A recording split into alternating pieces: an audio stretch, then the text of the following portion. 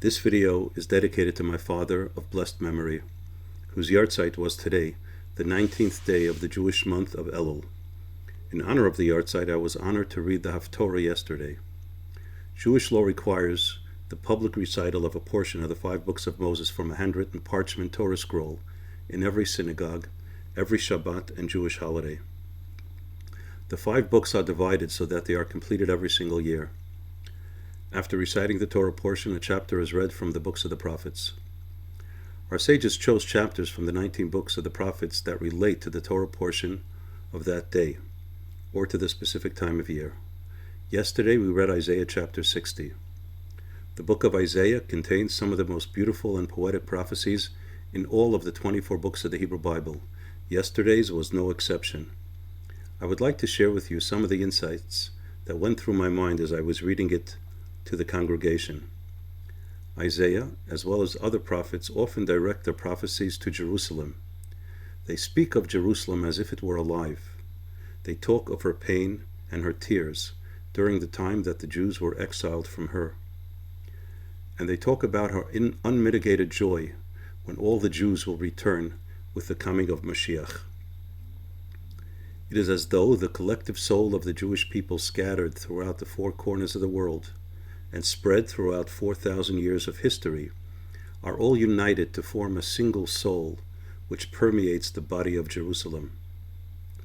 Although God is infinite and above time and space, his powers are so omnipotent that he is able to paradoxically reveal his infinite presence in physical space.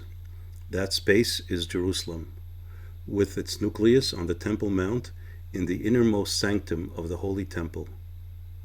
Even in time of exile, God is still present in Jerusalem, but his presence is deeply concealed, so metaphorically God too is in exile, away from his earthly abode.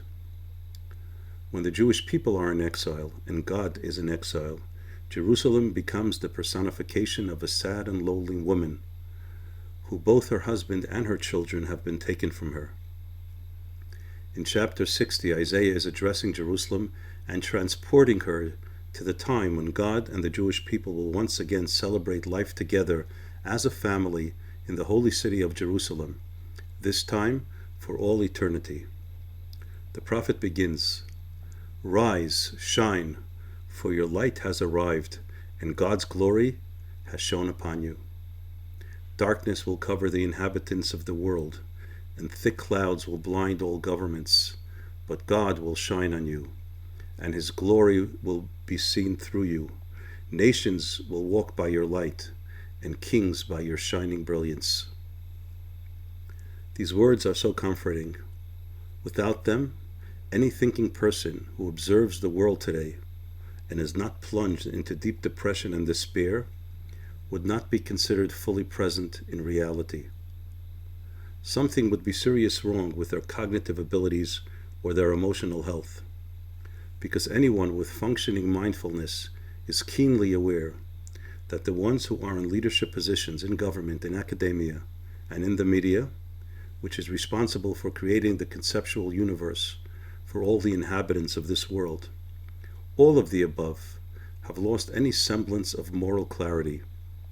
Not only are they unable to discern between raw, unadulterated evil and pure goodness, more than that, they assign the repugnant character of the villains to their pure and innocent victims. If you're listening to this video, you know exactly who I am referring to. Raw evil is represented today by Iran and all its bloodthirsty proxies, whose hatred to those who are different from them knows no bounds. Pure goodness is represented by the Jews of Israel, who risk their lives to minimize harm even to their enemies. Something no nation in history of mankind has ever done or will ever contemplate doing. Most of the world and practically all governments are in total darkness. If not for God's word to his holy prophets, who foresaw the current state of the world with such clarity, as we just read a moment ago, darkness will cover the inhabitants of the earth, and thick clouds all its governments.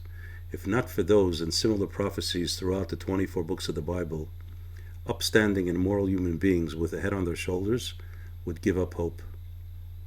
But that is not what I want to focus on in this video. The prophet goes on to say to Jerusalem, "Raise your eyes and look around.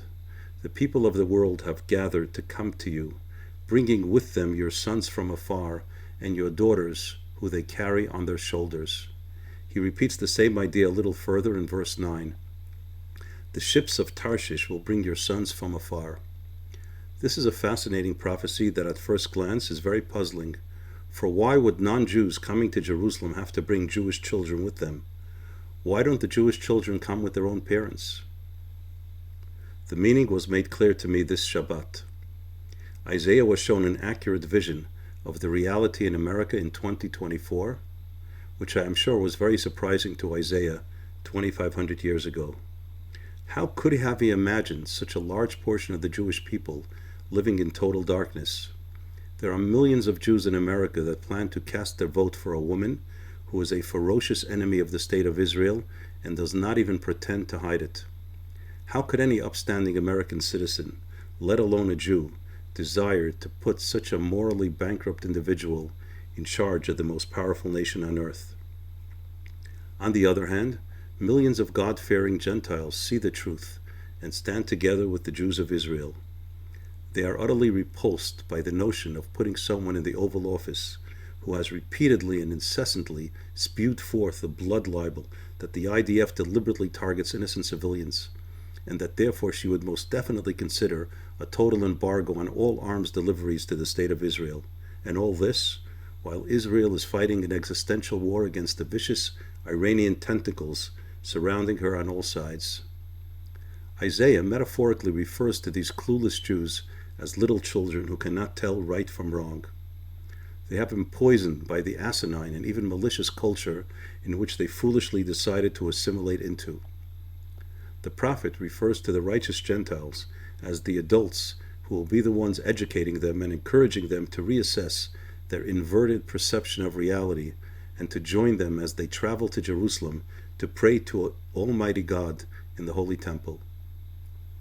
The prophet ends with a promise from God that he will eventually ensure that all the Jewish people will see the light, because their souls will begin to shine from within, bursting through all the layers of darkness which have been preventing her inner voice to be heard. They will not need to be enlightened by others who are likened to the sun or the moon. The prophet concludes this beautiful chapter with the following words of comfort.